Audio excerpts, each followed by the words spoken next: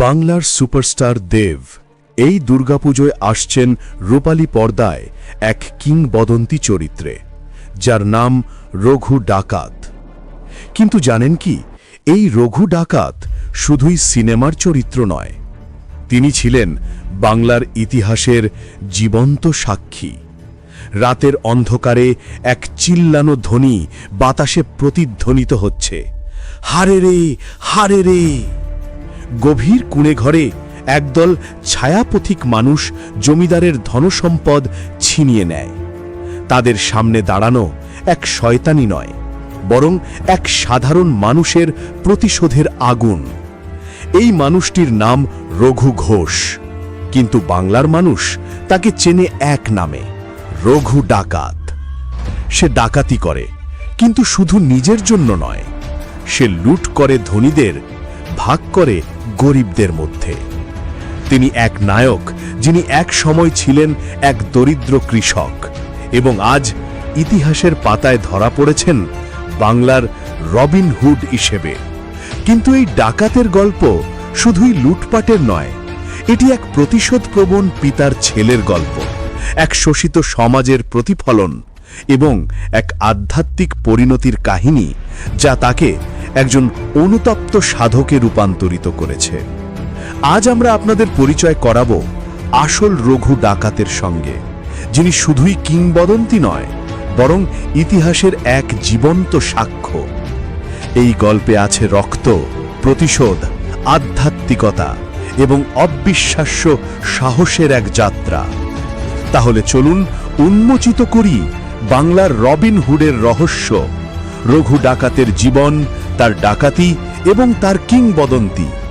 আর সঙ্গে সঙ্গে দেখে নেব কিভাবে দেবের সিনেমা এই গল্পকে আবার নতুন করে আমাদের সামনে তুলে ধরছে। অষ্টাদশ শতকের শেষের বাংলা, নীল চাষের সময়। এক সময় যখন ইস্ট ইন্ডিয়া কোম্পানির শাসন এবং নীলকরদের নৃশংস অত্যাচার সাধারণ মানুষের জীবনকে বিষাক্ত করে তুলেছিল। গ্রামগুলি ছিল ধ্বংসপ্রাপ্ত, কৃষকরা শোষিত, আর ত্রাসের আড়ালে কেউ নিরাপদ নয়। এই পরিবেশে জন্ম নিল এক ছেলে, রঘু ঘোষ। রঘু একটি দরিদ্র কৃষক পরিবারের সন্তান। তার চোখে প্রথম যে শিক্ষা এসেছিল তা ছিল নিদারুণ অন্যায়ের প্রতি প্রতিবাদ। কিন্তু বাস্তবতা প্রায়শই নিষ্ঠুর। এক রাত নীল চাষের প্রতিবাদ করার অপরাধে রঘুর পিতাকে তুলে নেওয়া হলো। পেয়াদার নির্মম হাতে তার বাবা মারা গেলেন। সেই ঘাতকতার দৃশ্য, সেই অপরাধের স্মৃতি রঘুর মনকে আগুনে ভরে দিল। সেই আগুনই পরবর্তীতে রঘু ঘোষকে রঘু ডাকাতের রূপে রূপান্তরিত করে। প্রতিশোধের আগুন কেবল ব্যক্তিগত ক্ষোভ ছিল না, তা ছিল সেখানকার প্রতিটি দারিদ্র, প্রতিটি শোষিত কৃষকের ক্ষোভের প্রতিফলন। তিনি সাধারণ মানুষকে বুঝেছিলেন, যারা শাসনের প্রতি অসহায়, তাদের জন্য একটি ন্যায় বিচারের প্রতীক হতে হবে। রঘু ডাকাতের যাত্রা শুরু হয় লাঠি খেলার মাধ্যমে। এক সাধারণ কৃষক থেকে অসামান্য লাঠিয়াল, তার দক্ষতা তাকে করে তোলে এক প্রাকৃতিক নেতার মতো। ছোট ছোট দল গঠন করে তিনি তৈরি করলেন একটি কৌশলময় বাহিনী, একটি বাহিনী যা শোষণকারীদের বিরুদ্ধে দাঁড়াবে। তাদের প্রতিটি পদক্ষেপ ছিল পূর্ব নির্ধারিত, পরিকল্পিত এবং ভয়ঙ্কর। এই সময়কাল, এই শোষণের বিরুদ্ধে প্রতিরোধ এবং রঘুর নিজের ব্যথা সব মিলিয়ে তৈরি করেছিল এক ব্যক্তিকে, যাকে ইতিহাস মনে রাখবে এক নায়ক হিসেবে। রঘু ডাকাত তখন কেবল একজন কৃষক সন্তানের নাম নয়, তিনি হয়ে উঠেছিলেন প্রতিশোধের প্রতীক, মানুষের চোখে বাংলার রবিন হুড। কিন্তু এই নায়ক কিভাবে পরিণত হলো এক ডাকাতে? কি ছিল সেই ঘটনা যা তাকে সমাজের বিরুদ্ধে দাঁড় করালো? চলুন তার ডাকাতির যাত্রা শুরু করি। রঘু ডাকাতের ডাকাতি কোনো সাধারণ লুটতরাজ ছিল না, এটি ছিল পরিকল্পিত, সুশৃঙ্খল এবং ভয়ঙ্কর। এক প্রকার প্রকাশ্য প্রতিবাদ। প্রতিটি ডাকাতির আগে তিনি জমিদারদের কাছে পাঠাতেন একটি রক্তে লেখা চিঠি, চিঠি যে কোনো দূরত্ব থেকে পাঠানো হোক, তার বার্তা স্পষ্ট, আমি আসছি। এই পূর্ব ঘোষিত হুমকি জমিদারদের মনে এমন আতঙ্ক তৈরি করত, যা রাতের অন্ধকারে আরও ঘনীভূত হতো। ডাকাতি শুরু হতো গভীর অন্ধকারে। রঘু এবং তার দল 1.5 থেকে 2 মাইল দূর থেকে হারেরে ধ্বনি করে নিজের আগমন জানাত। ধ্বনিটি ছিল কেবল সংকেত নয়, বরং ভীতির এক প্রতীক। যারা শোষিত তারা জানত আজ এই রাতটি অন্যরকম। যারা অত্যাচারী তাদের জন্য তা ছিল মৃত্যুর আগাম বার্তা। কিন্তু রঘু ডাকাতের প্রকৃত পরিচয় তৈরি হয়েছিল তার লক্ষ্য এবং নীতির মাধ্যমে। তিনি লুট করতেন শুধুমাত্র সেই জমিদারদের যারা সাধারণ মানুষকে শোষণ করত। প্রতিটি লুটের অংশ ভাগ করতেন ক্ষতিগ্রস্ত কৃষকদের মধ্যে। তার দল কখনো নারী ও অসহায় মানুষের ক্ষতি করত না। মানবিকতার সেই সীমা রঘু ডাকাতকে নিছক ডাকাতের চেয়ে বেশি কিছু করেছিল একজন জননায়ক। এই কারণে তাকে বলা হয় বাংলার রবিনহুড। সমাজের চোখে তিনি অপরাধী নয়, একজন প্রতিরোধের নায়ক। তবে একই সময় ধনীদের চোখে তিনি ছিলেন এক আতঙ্কিত ডাকাত, যিনি তাদের সম্পদ ছিনিয়ে নিচ্ছিলেন। এই দ্বৈত পরিচয় রঘু ডাকাতকে কিংবদন্তির চরিত্রে পরিণত করেছিল। প্রত্যেকটি পদক্ষেপ, প্রত্যেকটি ডাকাতি ছিল কেবল লুট নয়, এটি ছিল শোষণের বিরুদ্ধে এক প্রতিবাদ, এক ন্যায় বিচারের ঘোষণা, এক অনুরূপ নীতি ও সাহস যা তাকে সাধারণ মানুষের কাছে রবিনহুডে পরিণত করেছিল। কিন্তু এই নায়কত্বের পাশাপাশি রঘুর জীবনে আরেকটি অদ্ভুত মাত্রা ছিল, তার আধ্যাত্মিক জীবন। কালীমায়ের প্রতি অগাধ ভক্তি, সাধক রামপ্রসাদ সেনের সঙ্গে সাক্ষাৎ এবং সেই ঘটনা যা তার জীবনকে সম্পূর্ণ পরিবর্তিত করে দেয়। রঘু ডাকাতের জীবনে শুধুই প্রতিশোধের আগুন ছিল না, তার হৃদয় ঘনিষ্ঠভাবে জড়িয়েছিল আধ্যাত্মিকতা। কালীমায়ের প্রতি তার ভক্তি ছিল অবিস্মরণীয়। ডাকাতি শুরু করার আগে রঘু নিজে এবং তার দল পূজা করত, কেবলমাত্র ধন লুটের জন্য নয়, বরং আধ্যাত্মিক আশীর্বাদের জন্য। একটি অদ্ভুত রীতি ছিল তার, নিজের বুকের রক্ত দিয়ে কালীমায়ের পূজা। এছাড়াও তিনি ভোগ হিসেবে নিবেদন করতেন পোড়া ল্যাটা মাছ। দল তখন গলায় জবা ফুলের মালা ও কানে জবা ফুল পরে বের হতো, একটি অশুভ শক্তিকে প্ররোচিত করার আগে দেবীকে স্মরণ। এই আধ্যাত্মিক প্রস্তুতি ছিল রঘুর দলের নৈতিক সীমারেখা। তারা জানত নিয়ম না মেনে লুট করলে তা শুধুই লুট নয়, বরং অপরাধ। কিন্তু সবচেয়ে বিখ্যাত কিংবদন্তি হল সাধক রামপ্রসাদ সেনের সঙ্গে রঘুর সাক্ষাৎ। একবার রঘু ডাকাতের দল নরবলির উদ্দেশ্যে রামপ্রসাদ সেনকে ধরে আনে, কিন্তু সেই মুহূর্তে রামপ্রসাদ একটি গান গাইতে শুরু করলেন, তিলক দাঁড়াও রে সমন, বদন ভরে মাকে ডাকি। রঘু ডাকাত এই অলৌকিক মুহূর্তে অনুভব করলেন স্বয়ং দেবী এখানে উপস্থিত।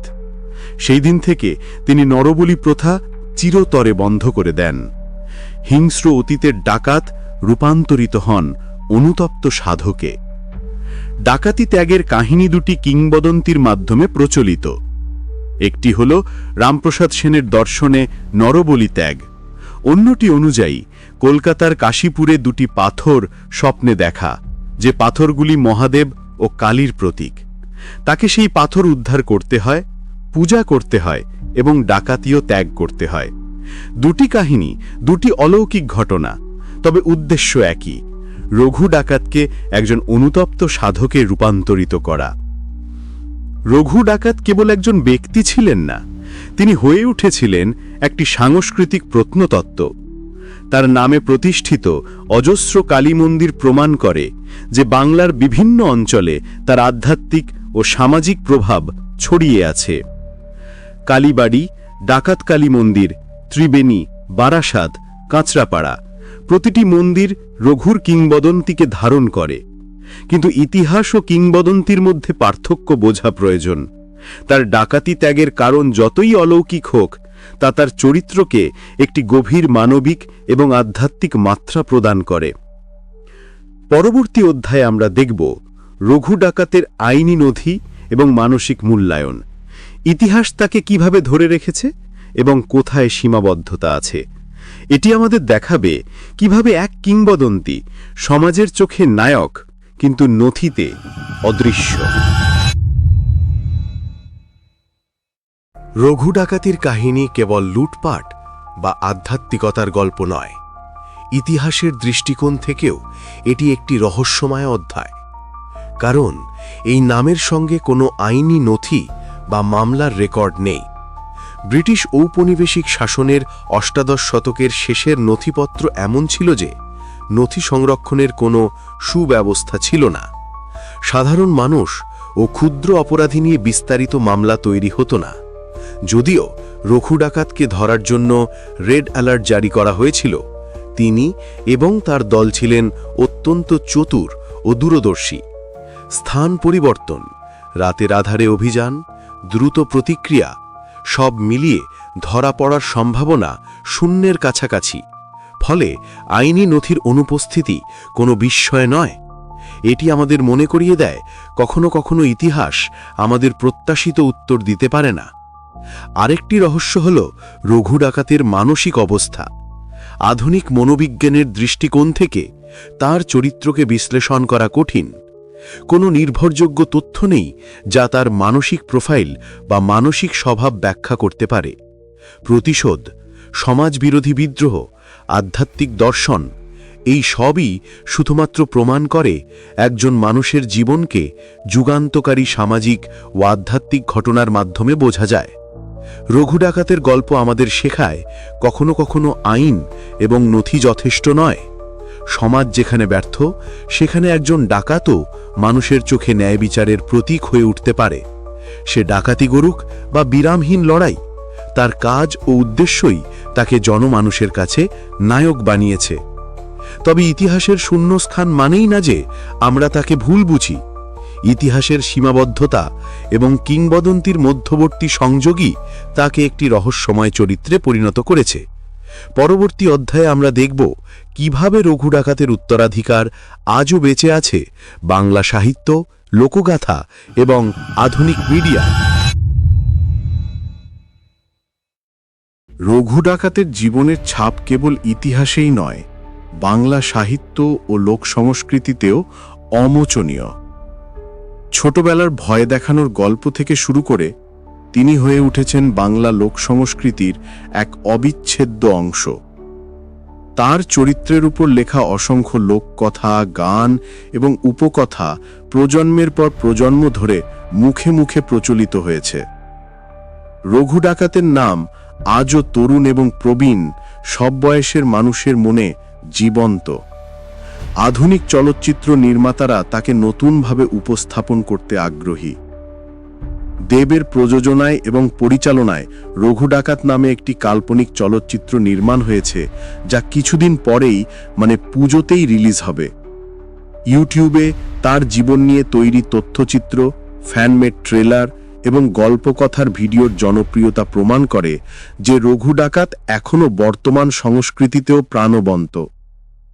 রঘুর রবিনহুড পরিচয়, যা ধনীদের লুট করে গরিবদের বিতরণ করার গল্প থেকে জন্ম নিয়েছে, আজও সাধারণ মানুষের কাছে এক অনুপ্রেরণার উৎস। এটি প্রমাণ করে শোষণ এবং অবিচারের বিরুদ্ধে লড়াই কেবল অতীতের কাহিনী নয়, এটি সময়ের সীমানা অতিক্রম করে আজকের সমাজেও প্রাসঙ্গিক। তার জীবনের যাত্রা আমাদের শেখায় একজন সাধারণ মানুষও যদি সাহস, ন্যায়বোধ এবং নৈতিকতার সঙ্গে দাঁড়ায়, সমাজের চোখে এক কিংবদন্তি হয়ে উঠতে পারে। ইতিহাসের রঘু ডাকাত, কিংবদন্তির রঘু ডাকাত এবং আধ্যাত্মিক রঘু ডাকাত, সব মিলিয়ে তিনি চিরকালীন একটি প্রতীক রূপে বেঁচে আছেন। রঘু ডাকাত আমাদের মনে করিয়ে দেয় যে কখনো কখনো ন্যায় বিচারের জন্য লড়াই শুধুই আইন দ্বারা নয়, বরং সাহস, নৈতিকতা এবং মানুষের পাশে দাঁড়ানোর মাধ্যমে হয়। এবং এই লড়াই প্রজন্মের পর প্রজন্মে অনুপ্রেরণা হিসেবে বেঁচে থাকে। রঘু ডাকাতের জীবন এক জটিল ধাঁধার মতো, যেখানে ইতিহাস এবং কিংবদন্তি একে অপরের সঙ্গে মিশে আছে। একজন সাধারণ কৃষক সন্তানের গল্প শুরু হয়েছিল শোষণ, অন্যায় এবং প্রতিশোধের আগুন দিয়ে, কিন্তু সেই আগুন তাকে একজন নায়ক এবং জনসাধারণের প্রতীকে পরিণত করেছিল। রঘু ডাকাত, ঐতিহাসিক রঘু ঘোষ এবং কিংবদন্তির রঘু ডাকাতের সংমিশ্রণ। তিনি ছিলেন ডাকাত, কিন্তু সমাজের চোখে নায়ক। তিনি ছিলেন হিংস্র, কিন্তু আধ্যাত্মিকতার ছোঁয়ায় অনুতাপ্ত সাধক। তার চরিত্র আমাদের শেখায়, ন্যায় কখনো নির্দিষ্ট আইন বা নথির মধ্যে সীমাবদ্ধ নয়।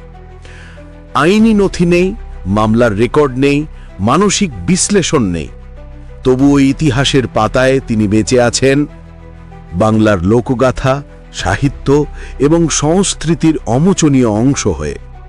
তার গল্প প্রমাণ করে যে যখন প্রচলিত ব্যবস্থা ব্যর্থ হয়, একজন সাধারণ মানুষও সমাজের চোখে ন্যায় বিচারের প্রতীক হয়ে উঠতে পারে। রঘু ডাকাতের জীবন কেবল রোমাঞ্চকর কাহিনী নয়, বরং এক প্রতিরোধের, সাহসের এবং ন্যায়ের প্রতীক, যা প্রজন্মের পর প্রজন্মকে অনুপ্রাণিত করে। এটি আমাদের মনে করিয়ে দেয়, যখন অন্যায় বেড়ে যায়, তখন একজন ডাকাতও হতে পারে নায়ক। রঘু ডাকাতের জীবন চিরকাল বাংলার লোককথা, ইতিহাস এবং মানুষের মনে বেঁচে থাকবে। তিনি প্রমাণ করেছেন একজন মানুষের সাহস, ন্যায়বোধ এবং প্রতিশোধের আগুন কতটা শক্তিশালী হতে পারে। এই ধরনের রহস্য, কিংবদন্তি আর সাহসিকতার গল্প পেতে সরাসরি সাবস্ক্রাইব করুন আমাদের চ্যানেলটি, এবং হ্যাঁ, লাইক দিতে ভুলবেন না, কারণ প্রতিটি লাইক আমাদের আরও শক্তিশালী গল্প আনতে সাহায্য করে। সাবস্ক্রাইব করুন এখনই এবং বাংলার ইতিহাস এবং কিংবদন্তির যাত্রায় সঙ্গে থাকুন।